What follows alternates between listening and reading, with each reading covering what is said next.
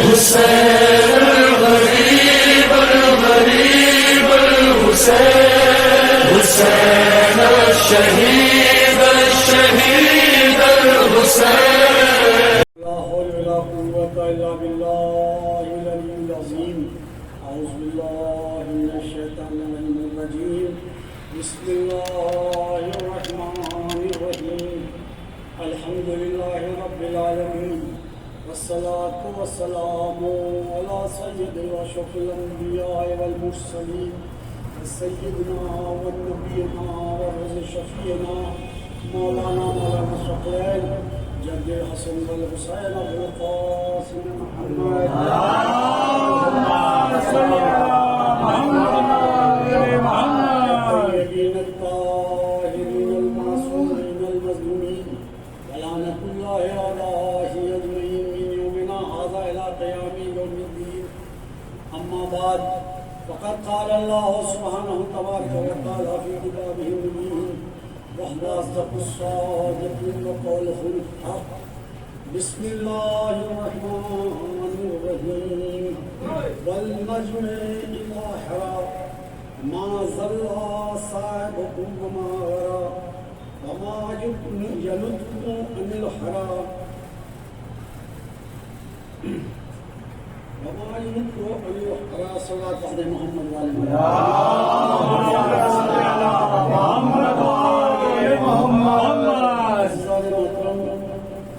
یہ سورہ والنجم کی تلاوت کا شرف میں نے حاصل کیا ہے، جس میں اللہ کہہ رہا ہے کہ قسم ہے ہمیں اس تارے کی جو آسمان سے ٹوٹ کر آیا، اور ما صلیت صاحبکم اور تمہارا ساتھی اے میرے حبیب تمہارا ساتھی نہ گمراہ ہوا ہے نہ ہوگا۔ اس کے بعد ارشاد ہو رہا ہے کہ وما ينطق عن الهوى، اور وہ اپنی خواہش سے کوئی کلام ہی نہیں کرتا جب تک میری جانب سے وحی نہ ہو جائے۔ اب اس کے کہ میں اپنے بیان کا آغاز کروں آپ حضرات سے التماس سے کہ ایک بار سورہ حمد اور تین بار قل اللہ کی تلاوت فرما کر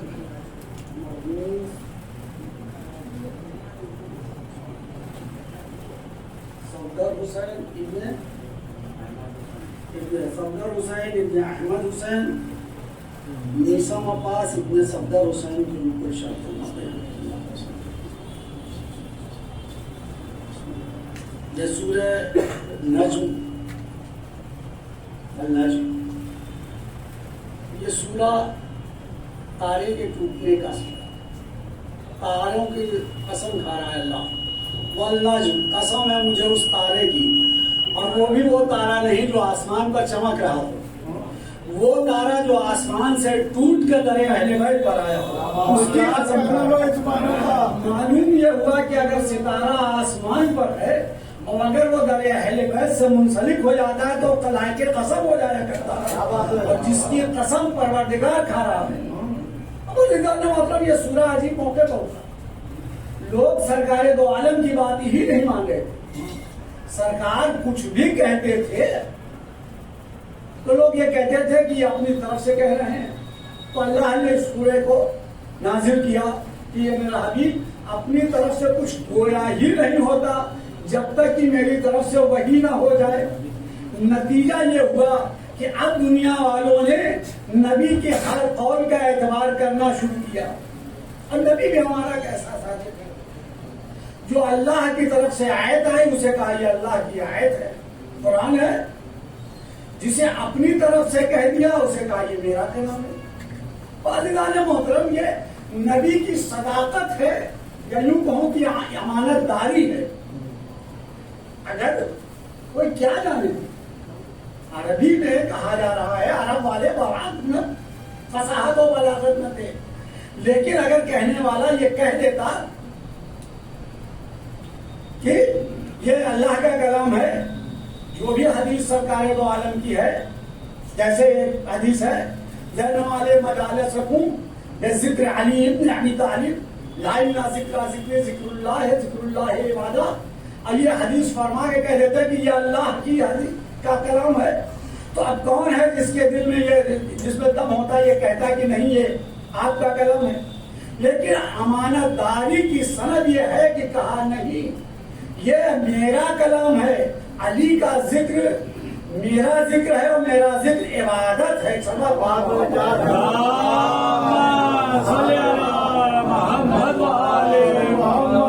قرآن حکیم وہ کتاب ہے کہ دنیا اسے صحیح ڈھنگ سے پڑھ نہیں رہی ہے۔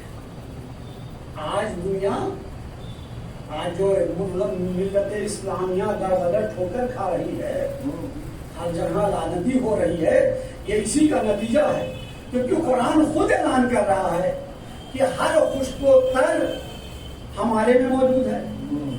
دنیا کا ہر مسئلہ قرآن میں ہے، ہر طرح کی دوا قرآن میں ہے، ہر طرح کا نسخہ قرآن میں ہے، لیکن لوگوں نے قرآن کو نہ پڑھا، صاحب توریت کے پاس بھاگنے لگے، صاحب زبور کے پاس بھاگنے لگے کہ شاید کوئی نسخہ مل جائے۔ اللہ عزیزان محترم، قرآن پڑھنا اور بات ہے، قرآن کو سمجھنا اور بات ہے۔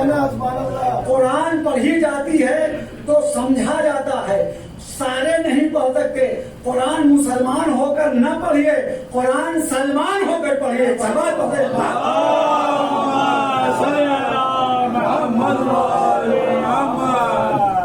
سلمان کی عظمت ہے، سلمان کی بات اگر سمجھ میں آ جائے انسان کے پاس، سمجھ لو قرآن سمجھ آ جائے بھائی تو دور کی بات ہے۔ وہ سلمان جس کا ایمان اتنے بلندی پر ہے کہ سرکار دو عالم نے کہا اے سلمان اہل بیت منا، سلمان میرے اہل بیت سے۔ یہ قرآن ہے، تدبر کے لیے، اس پر فکر کے لیے۔ بقول سلمان کے کہ جب آپ آیت کو کئی بار پڑھیں گے تو اس کے اندر سے آپ کو اس ماحول کی تصویر سامنے نظر آنے لگے گی۔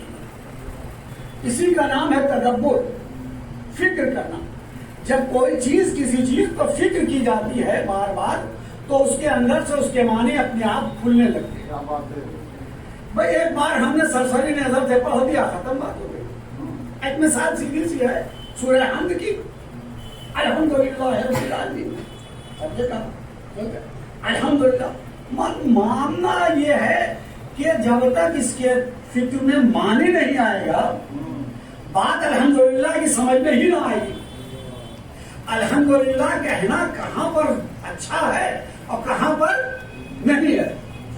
مثال ہے ایک پیش کر رہا ہوں، میں گیا اپنے دوست کے ہاں، سلام و دعا ہوا، بیٹھالا اور کچھ مٹھائیاں لا کے رکھ دی۔ بھائی کیا بات ہے؟ کہنے لگے کہ ماشاءاللہ آپ کی بیٹی کی شادی کا رشتہ طے ہو گیا ہے۔ میں نے کہا الحمدللہ، بات میں نے کہا الحمدللہ، مٹھائی کھائے چلے۔ کچھ دن بعد کسی اور دوست کے آ گئے، اب جب انہوں نے چائے وغیرہ لا کے رکھی، خیریت تو ہے کہ ہاں میرا ایک بیٹا پیدا ہوا تھا، وہ دنیا سے رخصت ہو گیا۔ میں نے کہا الحمدللہ۔ تو عزیزان محترم، جس کا بیٹا گزرا ہو اس کے دل پر کیا گزری ہوگی؟ فوراً تیش میں آئے، اما تمہیں شرم نہیں آتی؟ ممبر میں بیٹھ کے مجلس پڑھتے ہو، الحمدللہ کا فرق نہیں جانتے؟ ایک سردار پڑھے محمد والے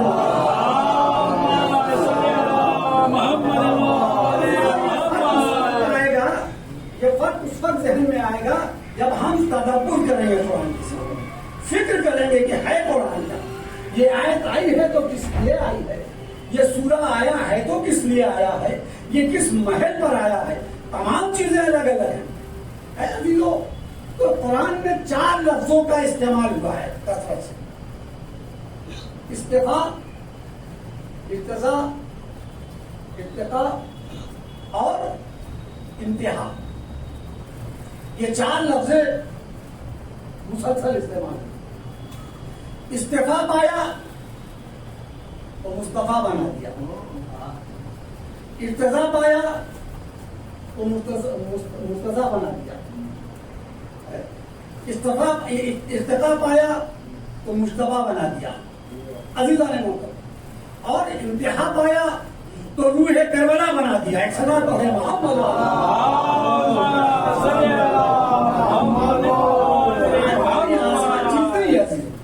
قرآن کو سمجھنے کے لیے صاحب قرآن ہے. قرآن خود کہہ رہا ہے کہ میں لاوارث نہیں ہوں، میرا وارث ہے. قرآن کا اعلان ہے کہ میرا وارث ہے. آدمی سمجھنا نہیں چاہتا. سمجھنے کے لیے آ جائے تو شاید ایک کچھ ہو جائے. ایک مثال چھوٹی سی میں پیش کر رہا ہوں. تمام ملت اسلامیہ جو ہے درود پڑھتی ہے. کیا درود پڑھتی ہے؟ اللہم صلی علی محمد صلیت علی ابراہیم انکا حمید مجید. یہی ہے درود. لیکن اس درود کے معنی سمجھ میں آ جائے تو سمجھ میں کیا ہے؟ کہہ رہا ہے درود کے معنی ہے یا اللہ تو درود بھیج محمد و آل محمد پر، اور ابراہیم پر بھیج، اور ان کی ذریت پر بھیج. عزیزان محترم سن لیں، ان کی ذریت پر بھیج. جیسے ہی اللہ نے کہا اے میرے ابراہیم، اے میرے خلیل، ہم نے تمہیں لوگوں کا امام بنایا ہے، تو ہے فوراً دعا کے لیے ہاتھ اٹھا، بارے الہ کیا یہ میری ذریت میں بھی باقی رہے گا؟ تو آواز آئی کہ نہیں، تمہاری ذریت میں نہیں بلکہ یہ ظالموں تک نہیں جائے گی. السلام محمد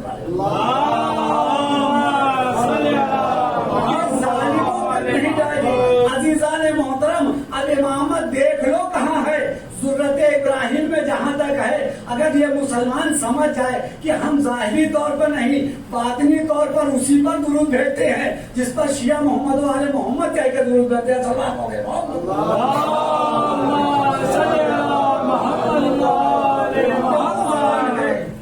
جس میں ہر چیز کا فلسفہ ہے. نماز کا، روزے کا، حج کا، زکات کا. عزیزان محترم یہ ہے. اسی میں قرآن نے آگے بڑھ کے کہا کہ کچھ لوگ ایسے ہیں جو نفس کا سودا کر کے سو جاتے ہیں اور نفس کا سودا کر لیتے ہیں اور مرضی رب خرید لیتے ہیں. یہ قرآن بول رہا ہے. اگر سرکار دو عالم کہہ دیتے کہ یہ میری حدیث ہے، کہیں سے کچھ الگ ہوتا. یہ آئے کریمہ اعلان کر رہی ہے صرف مولائے متقیان کے لیے. کوئی ذات ایسی نہیں ہے، کوئی ذات ایسی نہیں ہے جو اس طرح رسالت پر سو کر مرضی رب کو خرید. یہ وہ ہے، یہ آسان سا جملہ، آسان سی بات کہی جا رہی ہے. قرآن اعلان کر رہا ہے. قرآن ہر چیز کا اعلان کرتا ہے. تدبر اس میں کیجیے. یہ وقت اس وقت ہوا جب کفار و مشرکین نے کہا کہ آج کی شب نبی کریم کو ختم کر دو. نہ نبی رہیں گے، نہ اسلام رہے گا، سب ختم ہو جائے گا، پھر ہماری حکومت ہوگی، بت پرستی ہوگی. ایسا ہی نہیں کہا، صرف اتنا ہی کہہ کے لیا. 40 قبیلوں سے بہادر جوانوں کو خریدا، لے لیا، اکٹھا کر لیا. اور لینے کے بعد یہ اس لیے لیا کہ دیکھیں جب نبی ختم ہو جائیں گے تو بنی ہاشم کن کن سے خون کا بہا لیں گے، کن کن سے جنگ کریں گے، کس کس سے لڑیں گے.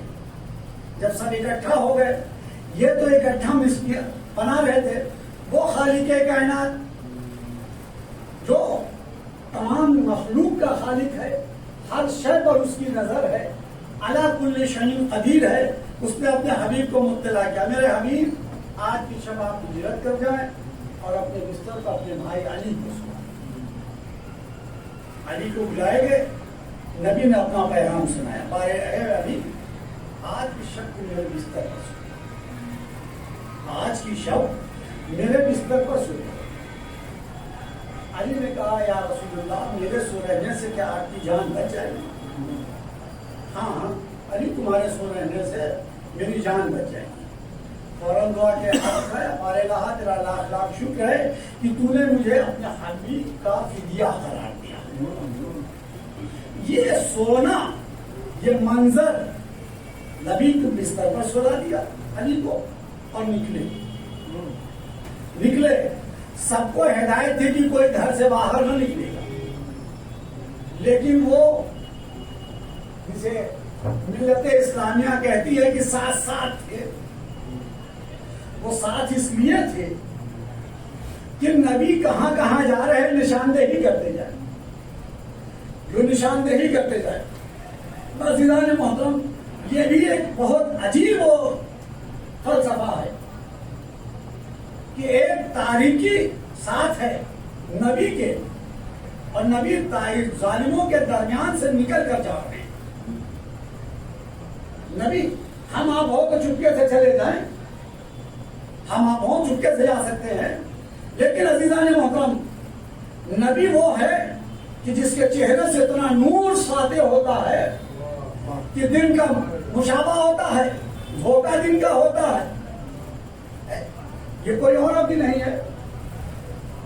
ام سلمہ ام المومنین حضرت عائشہ فرماتی ہے کہ جب میری سوئی گم ہو جاتی تھی تو میں انتظار کرتی تھی کہ نبی آئے تو میں اپنی سوئی کو ڈھونڈوں، اور جیسے ہی نبی صحن میں آتے تھے اتنی روشنی ہوتی تھی کہ میں سوئی ڈھونڈ لیا کرتی تھی۔ صلوات پڑھیں محمد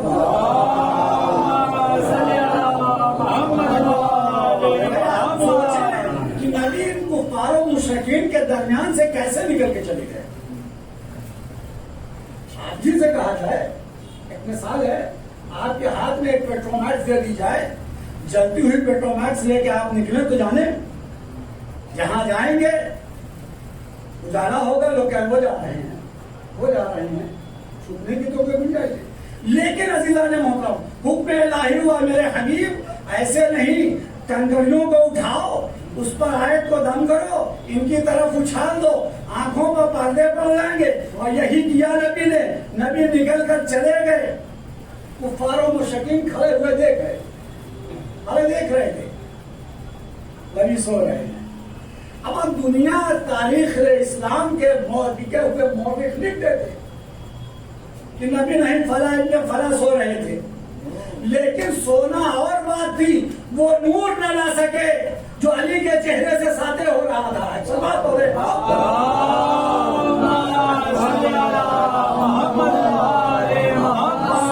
سنا دیتے، مورخ سنا دیتا، لیکن وہ نور نہ لا سکا، اس لیے مجبور ہو کر لکھنا پڑا اسے کہ نبی کے بستر پر علی سو رہے تھے شریف۔ اور جب صبح ہوئی بلکہ وہ آئے گھر میں داخل ہوئے، اب جو چادر اٹھایا تو دیکھا علی سو گئے۔ کہنے گے یا علی تم، نبی کہاں ہے؟ مولانا متقیہ نے تلی ہوئی تلواروں پہ ایک نظر دیکھی، مسکرا کے کہا میری تحویل میں دیکھی گئے تھے، نبی کہاں گئے ڈھونڈو۔ سب نکلے، لیکن یاد رکھیں عرب بڑے عالم تھے، علم جانتے تھے، پیروں کے نشان کو دیکھ کر بتا دیتے تھے کہ یہ آدمی خوشی میں جا رہا ہے یا غم میں ڈوبا ہوا جا رہا ہے، نشے میں جا رہا ہے یا ہوش جا رہا ہے، یہ دیکھتے تھے۔ اب چلے باہر نکلے، نشان کو دیکھا نشان جا رہے ہیں۔ ادھر نبی غار ثور میں پہنچے، ادھر پروردگار عالم اپنے حبیب کا کی حفاظت کرنے والا، اس نے حکم دیا مکڑی کو، مکڑی ڈالا تان دیا، صحرائی جانور کبوتر کو حکم ہوا، انڈا دے دیا، بیٹھ گیا۔ اب جب وہاں گئے تو غار کے آگے نہیں، کہا اس میں ہوں گے، کہا نہیں ہوں گے نہیں ہوتے، اگر نبی اس پہ داخل ہوتے تو تارے قبور ٹوٹ جاتے، یہ پرندہ یہاں بیٹھا نہ ہوتا اڑ جاتا، لہذا نبی اس میں نہیں ہے، اور یہ کہہ کر واپس ہو گئے۔ صدا پڑھیں محمد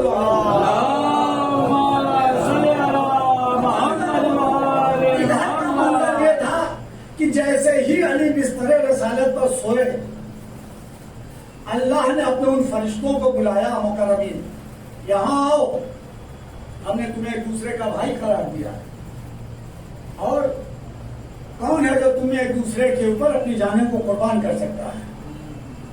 لیکن فرشتوں نے کیا کہا لا الہ، میرا تیری تمنا ہے کہ میری حیات کو اور طولانی کر دے تاکہ میں تیری تصویر و تحریر کر سکوں. میں پوچھوں گا کہ زمین کی طرف دیکھو، دیکھو ایک بھائی کے لیے کس خوشی سے قربان ہونے جا رہا ہے.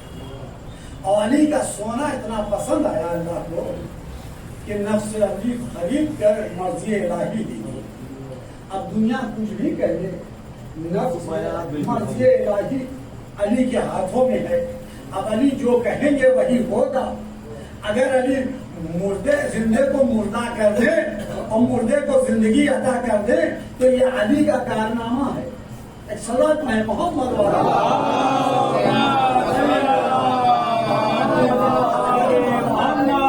قرآن حکیم تمام واقعات سے بھرا ہے. ہماری اور آپ کی کوتاہی ہے تو ہم پر. حدیث نبی کی ہے اور نبی کی حدیث بھی ایسی نہیں ہے. نبی کی حدیث بھی ایک وہ حدیث ہے. خود ارشاد امام جعفر صادق علیہ السلام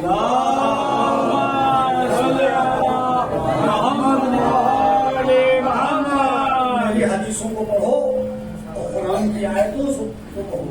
اگر یہ آپس میں میل نہ کھائے تو اس حدیث کو دیوار پر مت. عزیزان محترم، یہ وہ عظیم نبی ہے.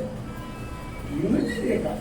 آپ دیکھیے تمام انبیاء و مرسلین آئے جس کا تذکرہ پوری امت مسلمان جو ہے ملت اسلامیہ. کسی سے کہو کہ 1,24,000 انبیاء 1,24,000 کا صحیح کہتے ہیں. لیکن اگر سوال کیا جائے بڑے بڑے علماء سے کتنے نبی کے نام جانتے ہیں، اچھا آپ 1,00,000 نہیں 24,000 کے ہی نام بتا دیجیے تو شاید خاموشی آ جائے. 24,000 نہ کیجیے 1,000 کے بتا دیجیے، بات وہاں بھی وضاحت نہیں ہو پائے گی. اس لیے کہ اللہ نے تمام نبیوں کو ان کے قریے کے اعتبار سے دیکھا اور سب کو صحیفہ بھی دیا، کسی کو کتاب بھی دی اور معجزہ دیا.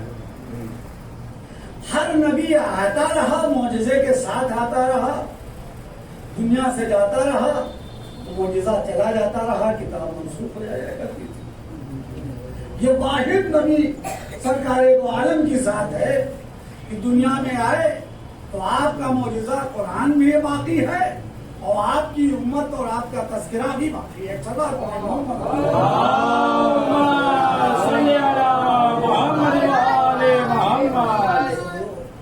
وہی نبی جب اپنے اہل بیت کا تعارف کراتا ہے لوگوں پہچانو یہ میرا حسین ہے. نبی نے ایک دو جہاں نہیں ہر منزل پر پہچانا. کبھی ناکا بن کے پہچانوایا، کبھی سجدے میں سر رکھ کے پہچانوایا. آزادار آج مجلس اختتام کی منزل پر آزاد ہو گئی. آج ہے اور کل پرسوں رخصت ہے. بالکل یہ آزادار ہو. کربلا میں سب سے ننھا شہید علی اصغر، اور علی اصغر ہی نہیں سب سے زیادہ ضبط کرنے والی اگر کوئی بیوی ہے تو جناب رباب. روز عاشورہ جب تمام لوگ بیٹھے، امام حسین بیٹھے ہوئے تھے کہ رباب ایک ہاتھ گود میں علی اصغر کو لیے ہوئے، سکینہ کا بازو پکڑے ہوئے لے کر آئی. شہزادی زینب پاس کہ میرے والی و وارث، یہ آپ کی امانت آپ کے حوالے، مجھے آزاد کر دیں. اس لیے کہ رباب نہیں چاہتی کہ میں پھر اسی یزید کے محل تک جاؤں. اللہ اکبر. امام نے کہا رباب کیا تم مجھے چھوڑ کر چلی جائے؟ کہا میرے والی و وارث، بڑی مشکل سے رباب وہاں سے آپ کے تک آئی تھی. کہا رباب آج سے میری بہن تمہاری ضمانت ہے، تمہاری حفاظت میری بہن زینب کرے. اللہ. رباب خاموش. تاریخ نے جہاں جہاں مقتل نے لکھا ہے تو ایک جگہ سے بولی. پہلا جملہ یہ ہے جب علی اصغر جھولے سے گرے ہیں، لا کر حوالے کیا ہے، علی اصغر کو لے کے گئے. اور جب شہادت علی اصغر کے بعد अली असगर को लेकर आए हैं, छिटी हुई गर्दन। एक बार लोग है आवाज दे रबाब आकर अली असगर को ले जाओ। ये सुनना था कि उधर से रबाब चली और दौड़ती हुई सकीना आगे आ गया। ए बाबा, अरे भैया अली असगर को पानी पिला दिया, सकीना प्यासी दे। हुसैन ने कुछ न कहा, एक बार बाबा का दामन हटाया। माँ ने छिदी हुई गर्दन देखी तो सिर्फ इतना कहा, या अबू ने जाए मेरे लाल, अरे क्या इस सिंध के बच्चे भी नहर कर दिए जाते किसी का रबाब असीर होकर तहखाने में गई। कूफा से शाम की मंजिल है, जनाब सकीना की इंतकाल है। तारीख कहीं नहीं मिलती कि रबाब ने कुछ कहा हो सिवाय गिरिया की। रबाब गिरिया कर रही है।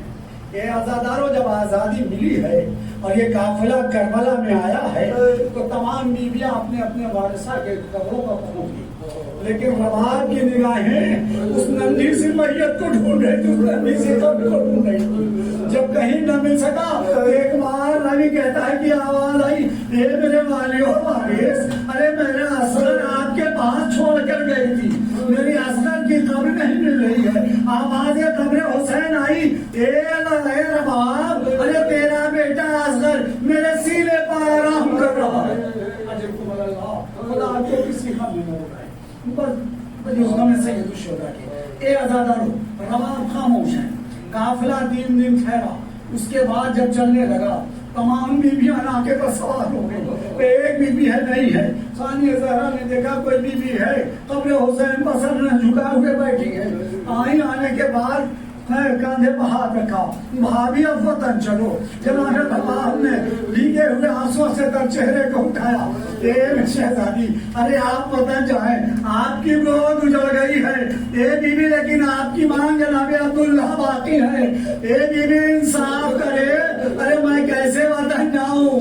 मेरी बेटी शाम में है, मेरा लाल करबला में है, मेरा वालियो वारिस करबला में सो रहा है। सानिया ज़हरा ने अपने हाथ का वास्ता दिया। रबाब उठी और उठते हुए एक जुमला कहा कि मेरे वालियों वारिस, अरे जब तक मैंने आपके जिस्म को जलती हुई धूप में देखा है, जब तक ये कनीज कभी साए में न बैठेगी। आजादा हुए काफिला आया, मदीना आ गया। जनाब रबाब सहने खाना में बैठी हैं। दिन की धूप, रात की ओस, चेहरा मुतगैर होगा। धीरे धीरे हालात मुतगैर होने लगे। एक बार सानिया ज़हरा आई, आने के बाद सैयद सज्जाद के पास कहती है, ए मेरे लाल, अब चलकर अपनी माँ से कहो साए में बैठ जाए। एक बार सैयद सज्जाद आए, आने के बाद कहते हैं मादरे गिरामी, अरे अब उठकर साए में बैठ जाइए। एक बार नवाब ने सर को उठाया, मेरे लाल, अरे क्या एक बेटे की हैसियत से कह रहे हो या एक इमाम वक्त की हैसियत से कह रहे हो? सैयद सज्जाद ने फौरन बात को पकड़ा, कहे मादरे गिरामी, मैं इमाम वक्त की हैसियत से कह रहा हूँ, अब उठकर आप साए में बैठ जाइए। रबाब ने हाथों को बुलंद किया, वारे एक इमाम से वादा करके आई थी, जब तक जीऊंगी साए में न बैठूंगी। एक इमाम का हुक्म है, साए में बैठ जा। ए मेरे माबूद, इस कनीज की आबरू को रख ले। दुआ मुस्तजाब हुई, रूह कफसे उनसरी से परवाज कर गई। सैयद सज्जाद कहा, इन्ना लिल्लाहि व इन्ना इलैहि राजिऊन। ए फूफी अम्मा, अरे मेरी माँ ने हमारा साथ छोड़ दिया। अरे खुदा आपको किसी का बिना उठाए। बड़े समय से ये दुष्ट होता कि ये आजादारों बच्चा करना हमारे। एक बार जब गस्साला ने जब रबाब को गुस्ल देना चाहा तो पहलू में से एक छोटी सी पोटली निकली। आजादारों, अरे जब वो पुतली खोली गई तो अली असगर के झूले की जली हुई लकड़ियां थी, सकीना के नन्हे नन्हे गोशवारे थे, इमाम सज्जाद गिरिया कर रहे थे। ए फूफी अम्मा, अरे मेरी माँ का हयात न मेरी बहन को भूली न मेरे भाई अली